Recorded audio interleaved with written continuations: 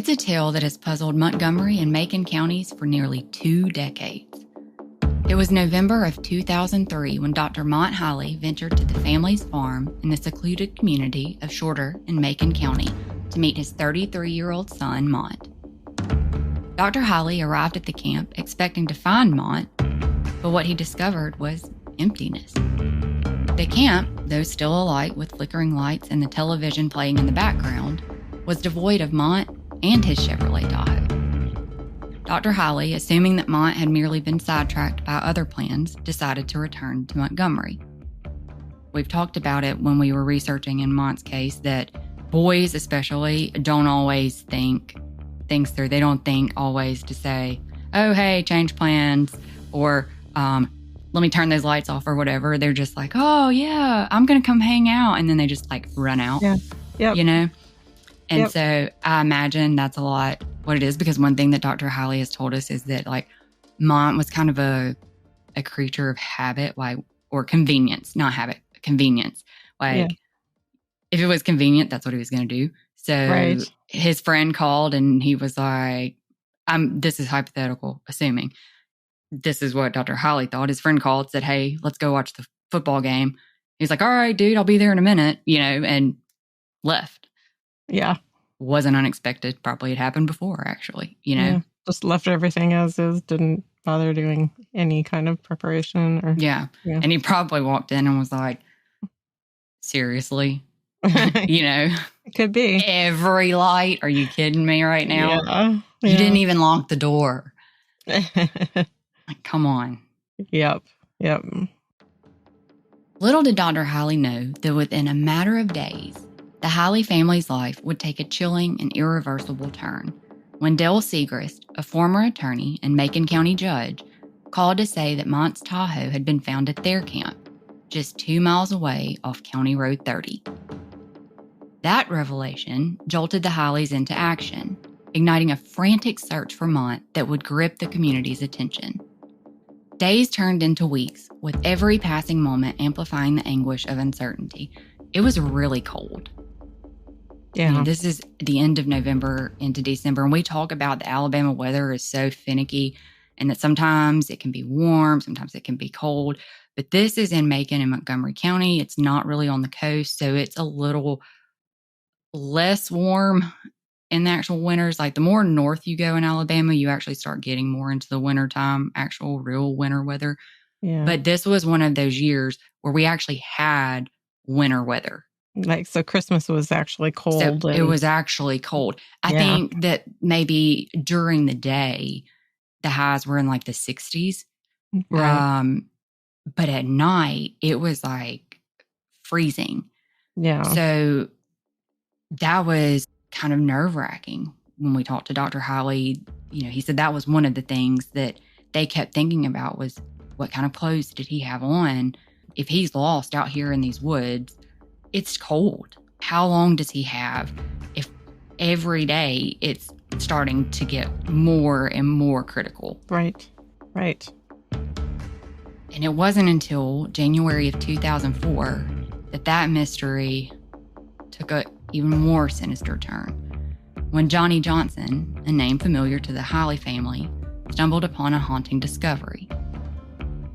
Johnny Johnson's eerie find shook the community to its core. He located Mont's lifeless body in an abandoned silo tucked away behind the Back 40, a restaurant owned by Johnson's father, Ted Johnson, situated just roughly a half mile from where Mont's truck had been found on the Segrist property.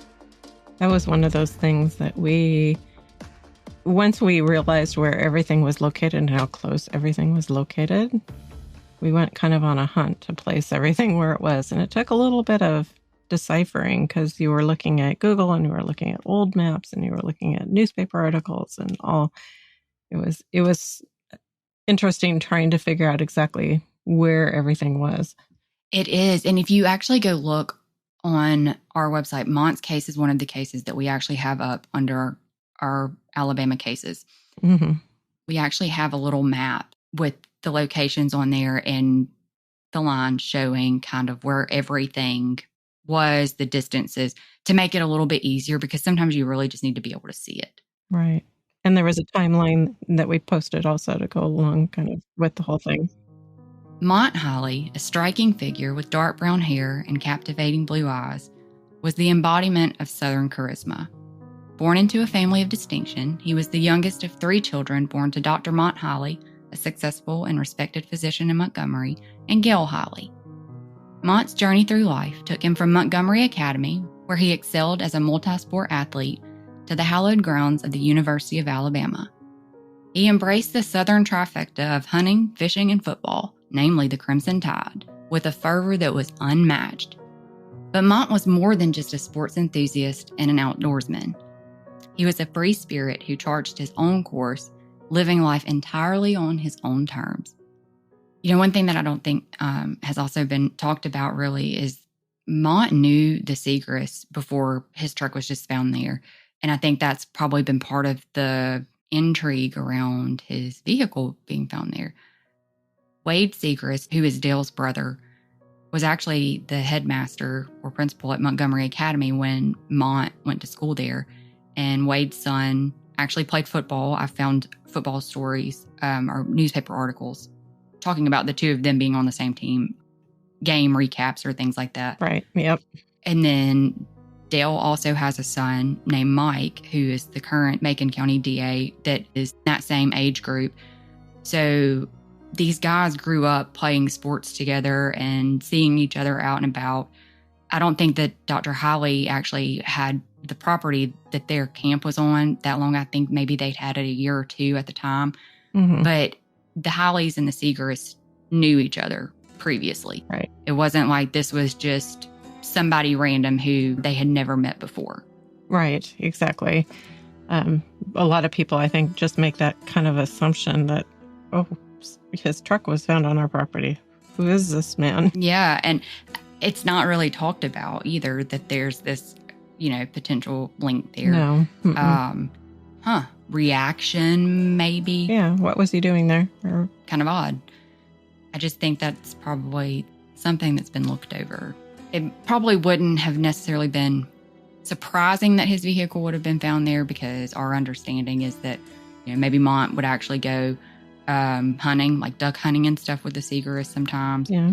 Especially since they had got the camp there, that maybe he had hung out with them on occasion before. So it wasn't necessarily surprising that his vehicle would have been there, but maybe just the response/reaction at this point. Yeah, and if you didn't know the family, I mean, the people reading about what happened don't know the family. They don't really know that they knew each other in any way like that.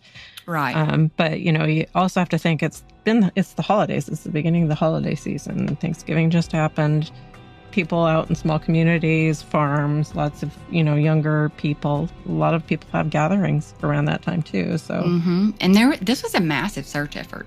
Mm-hmm. There were a lot of people involved. There were also a lot of people that weren't involved. Yeah. Yep. As we dive into Mont's story, we will uncover the layers of a man whose disappearance and subsequent death would spark a mystery that continues to haunt the community to this day.